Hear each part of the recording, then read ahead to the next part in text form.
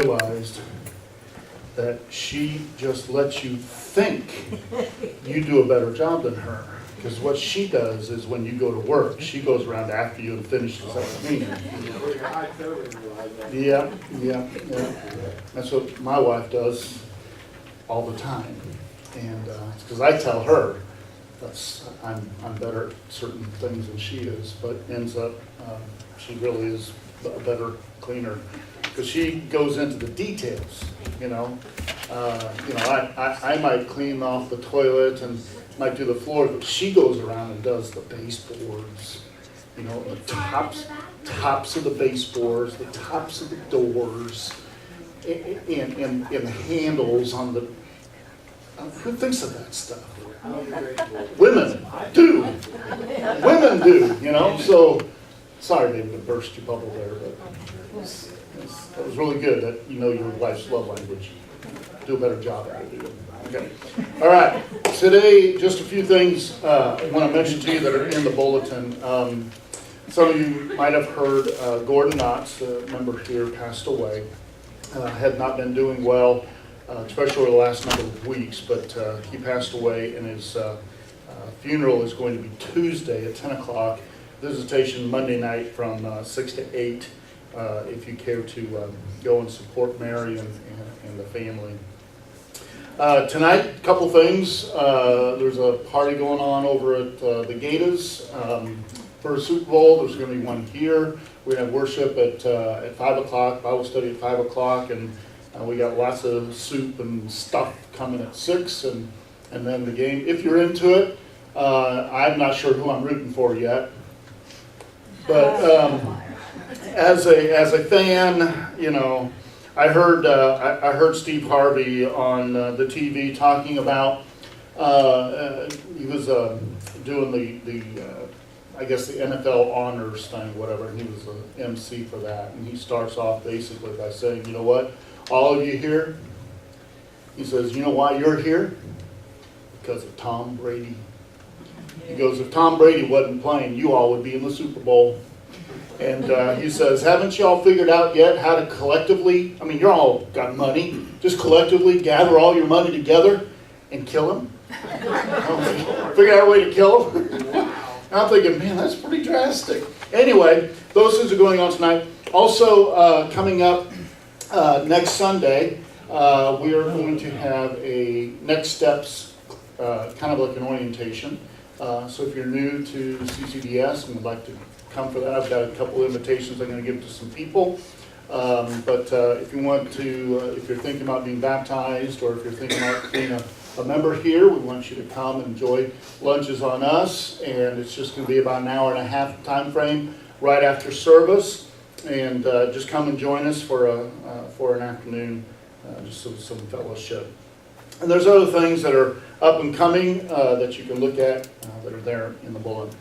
I want to talk to you this month about your love for Jesus. How many of you in here love Jesus? You love Him?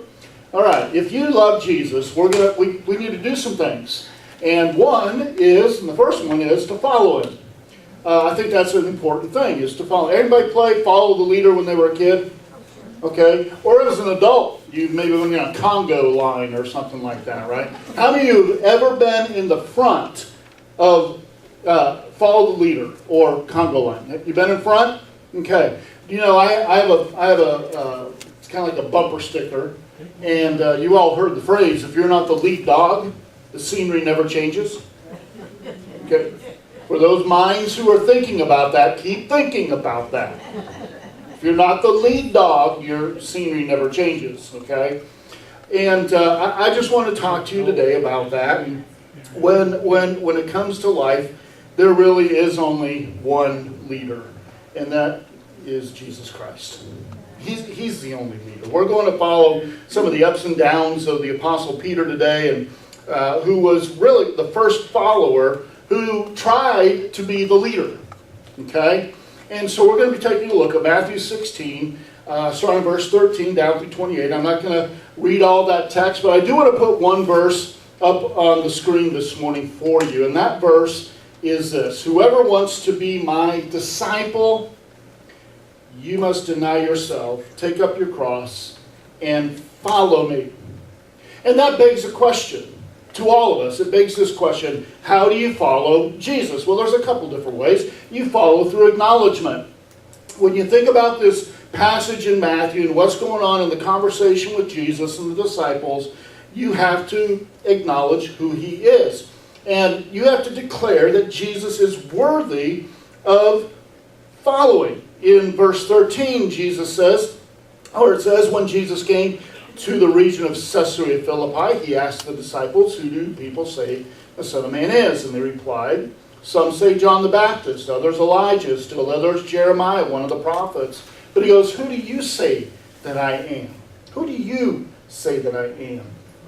And Simon Peter says, you're the Messiah, the Son of the living God. And Jesus replied, blessed are you, Simon, son of Jonah, for this was not revealed to you by flesh and blood, but by my Father who is in heaven. Don't just take somebody else's word for it.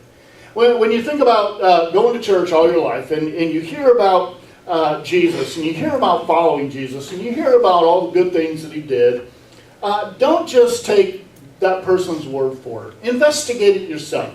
Look for it yourself. Figure out, declare that Jesus is worthy of following. You understand that? Dig in for yourself. Ask yourself those questions. Who or how is he worthy of being followed? Why is he worthy? What is he worthy of? Where are we to honor him in his worthiness? You know, I read verses of Scripture like Revelation 4:11, which says, worthy are you, Lord and God, to receive glory and honor and power. Why? Because the text says, for you create all things, and by your will they are created and have their being. That's why. I read Revelation 5:9. Says, you are worthy to take the scroll and to open its seals. Why?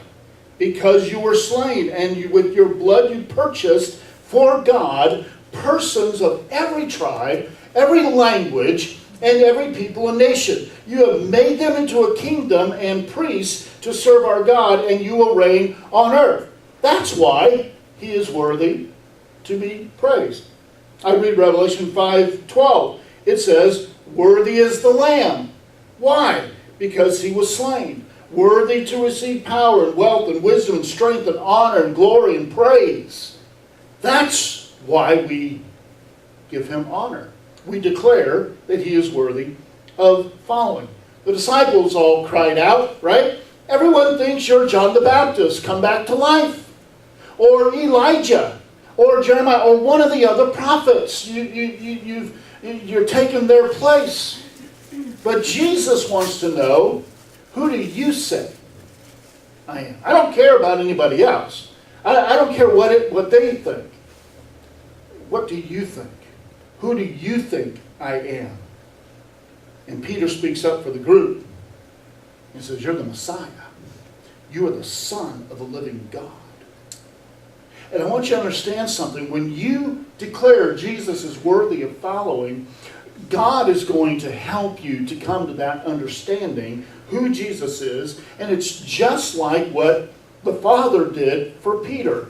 See, it wasn't revealed to him through flesh and blood. It was revealed to him through the Father. God is going to help you understand that Jesus is worthy to be followed. We also need to declare who is supposed to follow whom. In verses 18 and 19, we read, and I tell you that you are Peter, and on this rock I will build my church, and the gates of Hades will not overcome it. I will give you the keys to the kingdom of heaven. Whatever you bind on earth will be bound in heaven. Whatever you loose on earth will be loosed in heaven. I want you to understand something. You are just a pebble in the pond of life. You really are. You and I, we're just pebbles in the pond of life. But Jesus is the rock. He's the one who stands high above the waves, and he is the one who we are supposed to follow. He is the cornerstone, right? He's the very cornerstone of the foundation that we're building. Peter is the kind of like the first rock that's laid next to that foundation of Jesus. And upon that, we start to build on the foundation of the apostles and the prophets. The gates of hell and the gates of Hades may break you personally. Okay? But I want you to understand that it cannot and it will not break against the church of Jesus Christ. Now, in your personal life, you may have some difficulties, and Satan may get you every once in a while, but you stand with Jesus and you follow him as the church, he can never prevail against what Jesus has brought you. Amen? Any authority that we have is derived from following Jesus, from thinking his thoughts, from doing his will. We also declare our own status.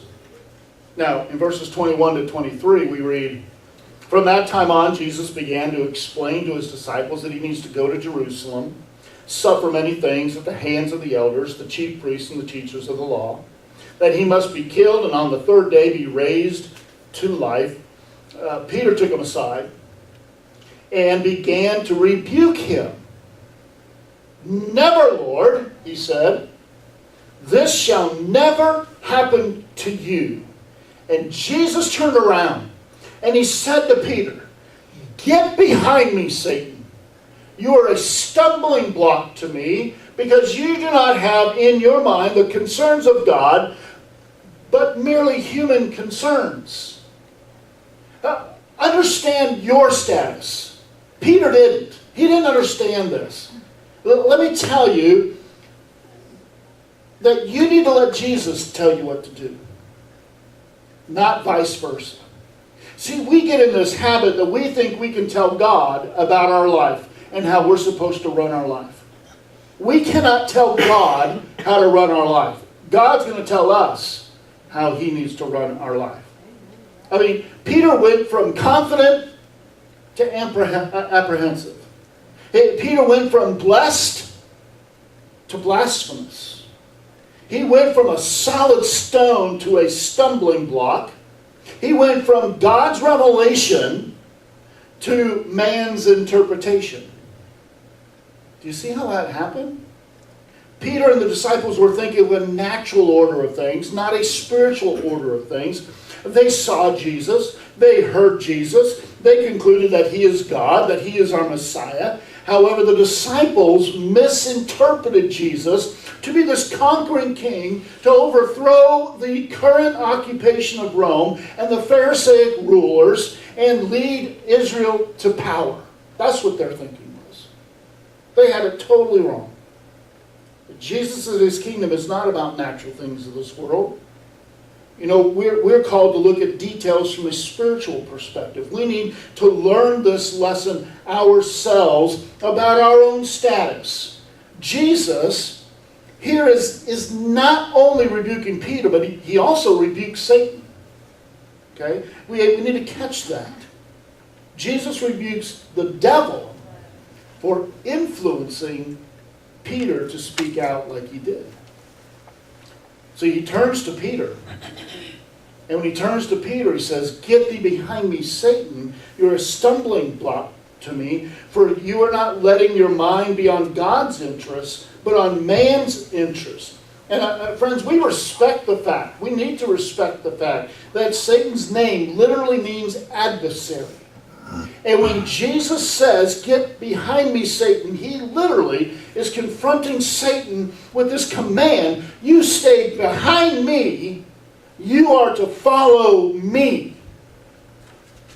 You understand that? And so the origin of that phrase, Jesus is literally saying the same thing to Peter. "Peter, your place is behind me, not in front of me. You're supposed to follow me, not lead me.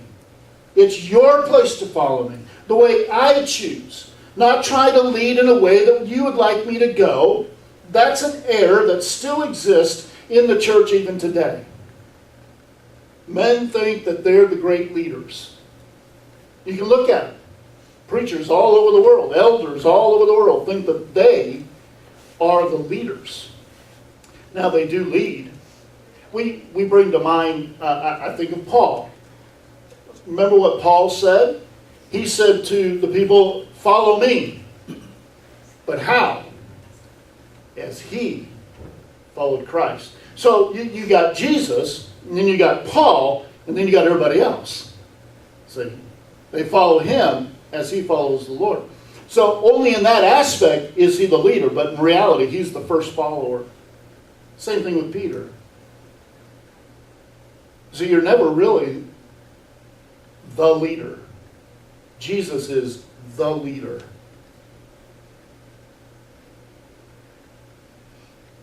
It's your place to follow him. And you know, Peter isn't exiled by Jesus. He's not kicked out of his presence. It basically, he repositions him to a proper place, to follow behind, to walk in the footsteps of Jesus. And you and I have to learn that lesson. Christianity needs to learn that lesson, that we cannot follow after our known natural affairs and men's thinking about God and worldly things, but we need to be thinking about him. We need to learn not to step in front of Jesus, for when we do, we only stumble and lose our perspective. So Jesus is reminding Satan that Jesus and Jesus alone is God.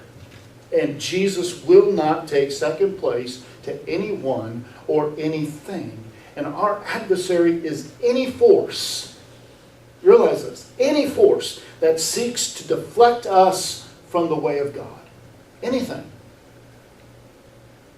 If Satan can get you distracted and focused on something other than God, your adversary is working and you're beginning to put yourself in front of the way God has for your life. Our adversary is any influence that seeks to make us turn back from a very hard, narrow path that God has set before us. Our adversary is any power that seeks to make human desire to take the place of divine direction and obedience. So you need to know your status. Are you in front of God? Are you in front of Jesus? Or are you behind? Are you following? Or are you trying to lead him? Know where you stand, behind Jesus or in front of him. But we also need to follow Jesus by following through sacrifice. So how do you do that? Verse 24 says this. Then Jesus said to the disciples, whoever wants to be my disciples must deny themselves and take up the cross and follow me. In other words, you deny. You deny yourself. The word deny kind of has a couple different meanings. And I looked these up. And it means, here's the first thing it means. It says, it means to say something is not true. It's a transitive verb to declare that something is not true or not the case. You deny that that's true. Such as when Peter denied that he knew Jesus in the courtyard when he said, I don't know the man. So he denied him. Which, by the way, is also recorded in Matthew, who also recorded the text that Peter just emphatically stated, as I read, when he said, you're the Christ. The same gospel later on says, I didn't know him. Wow. That's a change, isn't it? Because sometimes we can stand firm and we know we can be in this place right here and all stand up and say, I love Jesus. I know he's the Christ, the Son of God. But when we go out there, it's a whole different story. And we begin to deny him. Or at least not proclaim him. We need to be careful about that. The second way is to refuse a request. Again, it's a transitive verb. To refuse to let somebody have or do something, such as Peter's rebuke of Jesus when he says that'll never happen. He's denying Jesus what he's supposed to do. Okay? The next one is you disavow somebody. So again, it's a transitive verb to refuse to acknowledge somebody. Such when John wrote in 1 John 2:22, who is the liar? It is whoever denies that Jesus is the Christ. Such a person is the Antichrist, denying the Father and the Son. No one who denies the Son has the Father. Whoever acknowledges the Son has the Father also. So you can deny him. You can disavow somebody and just say, I just don't know the man. The last one is to not allow yourself something. It's a reflexive verb to refuse to gratify your own desires and your own needs. And here's where we recognize the concept that Jesus is forming in the minds of his disciples. You are denying yourself. You're denying who you are as a person separated from God and allowing yourself to be recognized as God's chosen child. So you deny yourself. J.I. Packer, in his book, Hot Tub Religion, says this. He says, Jesus Christ demands self-denial. That is, self-negation, as a necessary condition of discipleship. Self-denial is a summons to submit to the authority of God as Father and of Jesus our Lord, and declare lifelong war on one's instinctive egoism.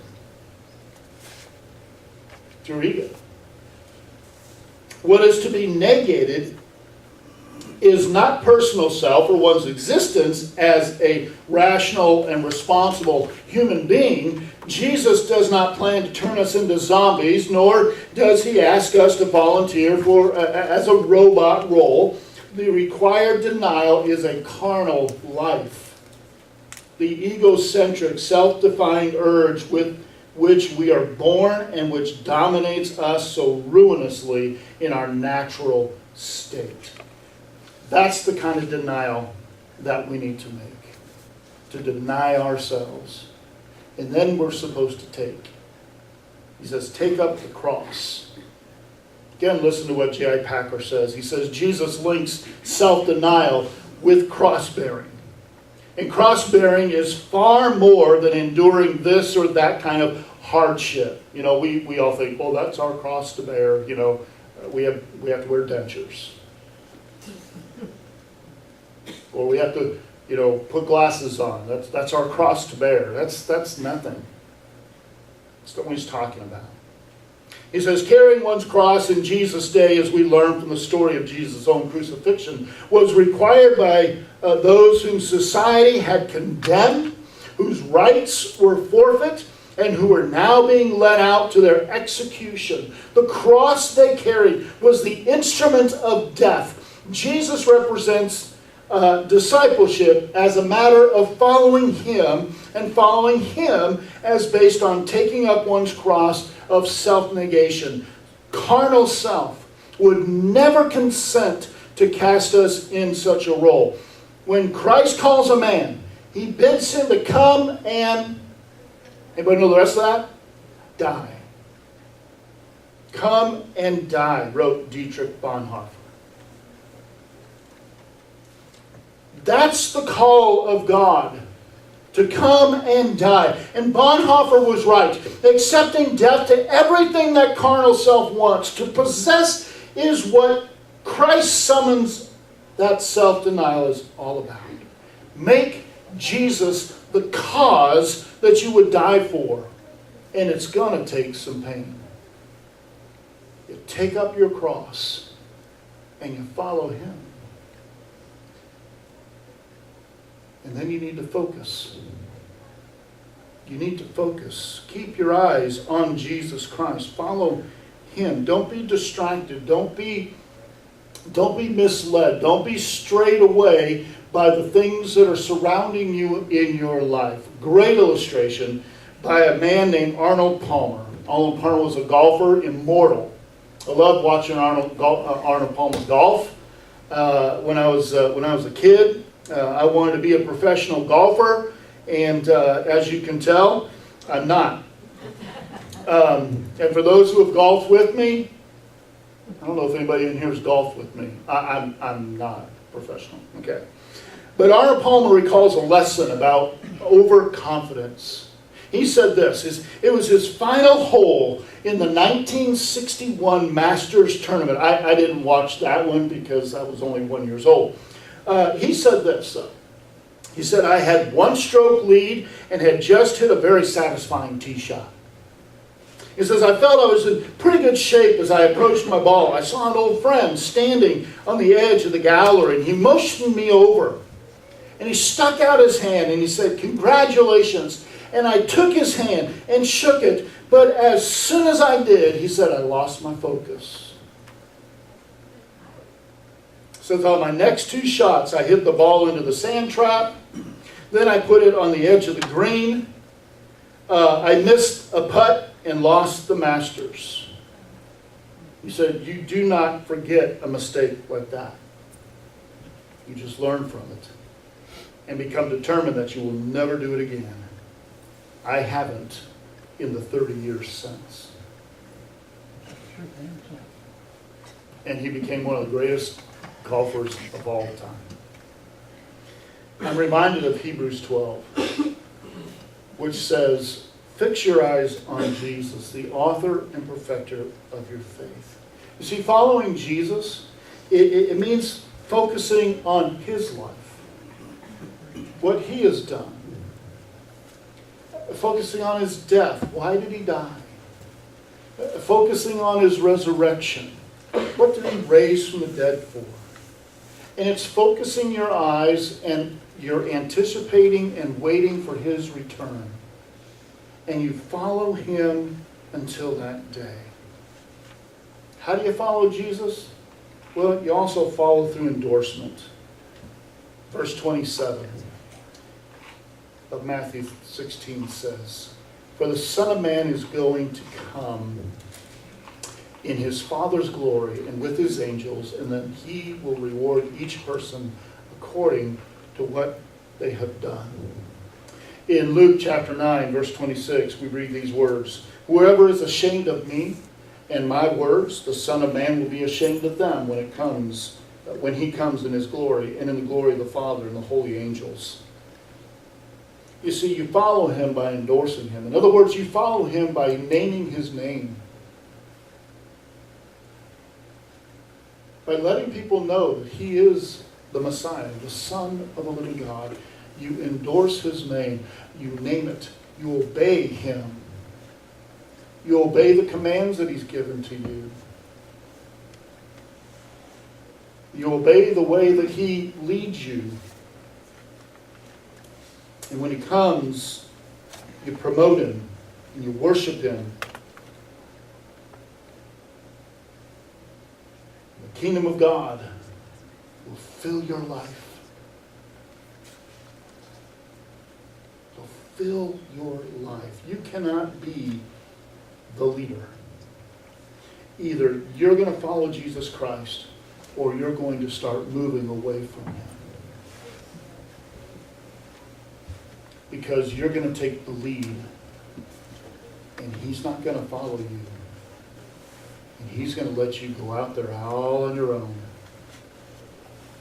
until you learn the lesson. Anyone who moves away from him simply really is following Satan. So since you can't be the leader, and I can't be the leader, who are you going to follow? There's only one leader, and his name is Jesus Christ. Let me put it this way. He's the only master. You cannot have two. Jesus said that. You cannot have two masters. You're either going to follow one and you're going to hate the other. So pick which master you want, because he is the ultimate leader. If you say you love him, follow him. Follow him the way he needs to be followed. And that's up to you. That's up to you.